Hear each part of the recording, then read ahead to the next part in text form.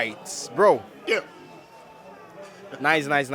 Good to have you again. Same here, bro. All right, now, amazing match from Crystal Palace versus Liverpool. Obviously, Crystal Palace took the lead, but at the end of 90 minutes, football is not over until the final whistle is blown. And Liverpool won the match 2-1. And big ups to Salah too, making it goal 200. And also, before I get your thoughts on that Liverpool match, you see, when you look at these teams, and especially a team like Liverpool, step by step by step, and before you know it, they might just clinch that trophy. Because the way they are going, look at Manchester City. They had their last 3 matches before Aston Villa. They drew. Coming into Aston Villa game, we were like, no, Manchester City, they have this one. And they were beaten on top of that. And Liverpool won their match today. So I want to get your thoughts on this matchup. Yeah, I've been saying it over and over again. You cannot write off Liverpool in a time like this. You cannot write them off because during the transfer market, you saw them bringing in people that were going to help them. And you just saw it happening immediately. They did one of the best buys during the summer break. But then, today's game, there was a bit of luck for them. Because even right to about 75th minute, 15 minutes to go, at Selhurst Park, Crystal Palace, they were winning by a lone goal by Mateta through a penalty goal. What happened? The carelessness and the needless attack or tackle by Ayew brought them falling apart. How can in a game like that, as experienced as you are, Jordan Ayew for that matter. Yeah, as experienced as you are making that kind of tackle. Although some persons will be like, it was light. It was a light tackle. But then, you already had a yellow card. Why? And when you even had the foul, was needless. Allow the guy to be. You went out and fouled him. And at the end of the day, you gave one might say the referee was too harsh. But you gave him the opportunity of being harsh. And that's what happened at the end of the day. He got a red card. Just less than 100 seconds from getting that red card, Mo Salah struck, getting his 200th goal. And Egyptian mummy. Oh my God. Big kudos to him. And see, right now, Nigerians are like talking about whether Osimhen will be the African Player of the Year or not. My brother, if it happens like this, if Osimhen does not carry it now, you know that next year it cannot just be him. Because Mo Salah has been terrific. He's been scoring. He's been banging in goals. Okay? So, for Liverpool, they've shown power. They've shown prowess. They've shown that they are serious about this. In as well as to some people are still looking, Okay.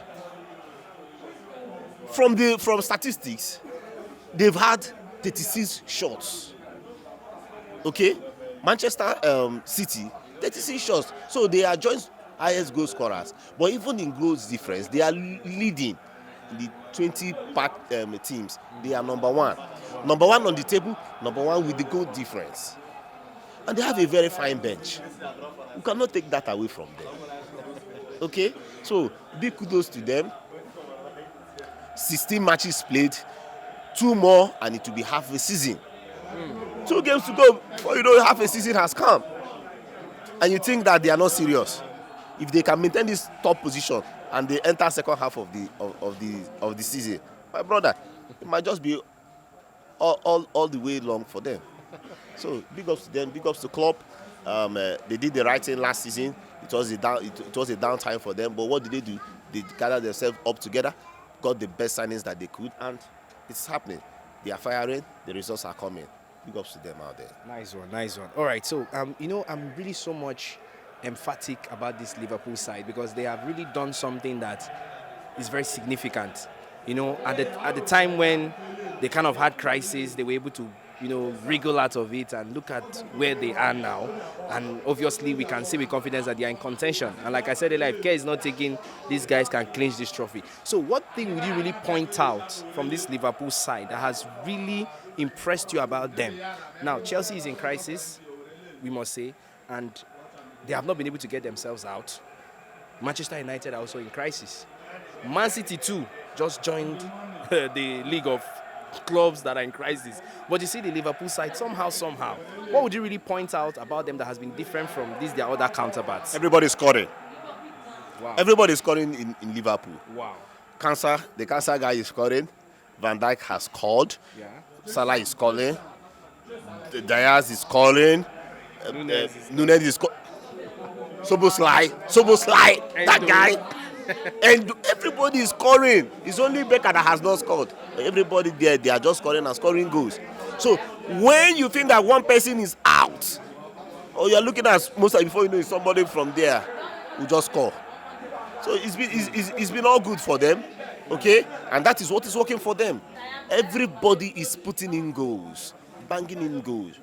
Before the end of the season, we might just have maybe 90 goals for with the way it's going. It might end with 90 goals and 90 full goals in a season.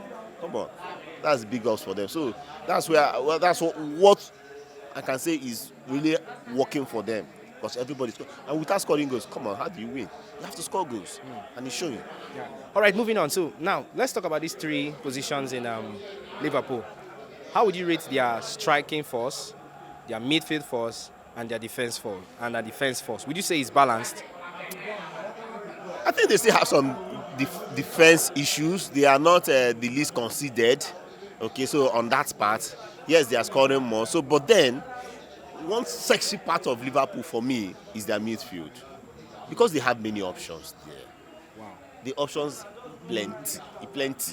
Okay, and you see these guys, they are up there. You even see their defenders going to the midfield to get in. But as in, their midfield blows my mind. And you can see the results. People are getting passes. Their strikers are getting passes. And they're just been banging goals. So for me, I think it's the midfield for me.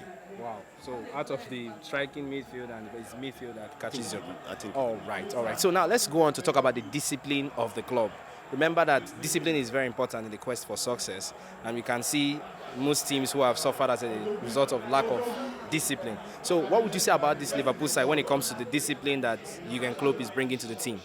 Well, discipline maybe off the pitch, but on the pitch, they are not the best. Like I said the other time, Arsenal are the ones leading. Okay, the least yellow cards, okay, the least fouls, I think. Then Chelsea are the dirty ones. Why Chelsea? Why? Oh no, I mean, you asked me a question. I've answered you now. Chelsea are the ones doing the dirty work. Are you not aware that the other day they went for training? They gathered all of them to show them how they've collected all the yellow cards of the season. You're not aware? You're not informed? I was not informed. Oh my God. Chelsea they are the bad boys of the league.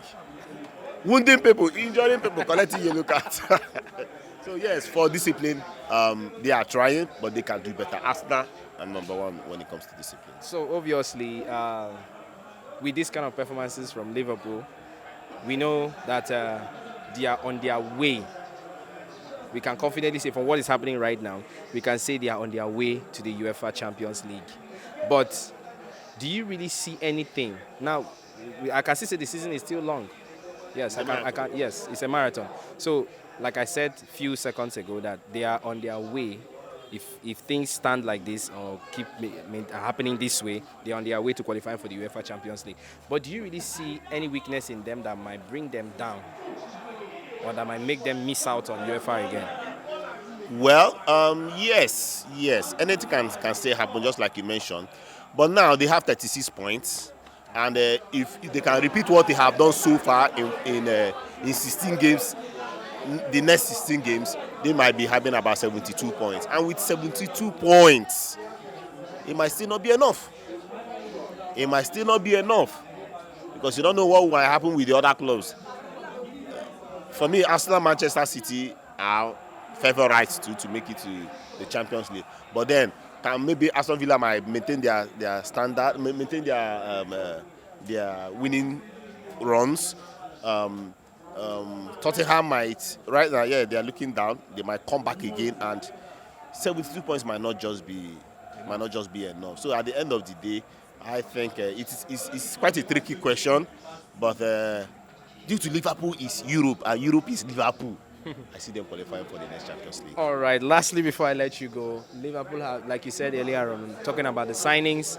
And I remember there was a time I had an interview with you where I asked you a question, and you said that a team that must win Premier League must score goals. And obviously, the Liverpool side, everybody is scoring goals, just like you said. But now let's talk about the new signings they have made. They have made some very wonderful, critical, and important signings. But out of all these amazing signings they have made, which of them has really captured you? Now that's almost like they shock me. I guess you were going to say that. Why they shock me? Because that guy scored their last game, not the Crystal Palace, their last game. Effortlessly. And it was a banger. My brother, Soboslai wins it for me. In my own view too, I will take Soboslai. The guy is an amazing guy. Great signing for Liverpool.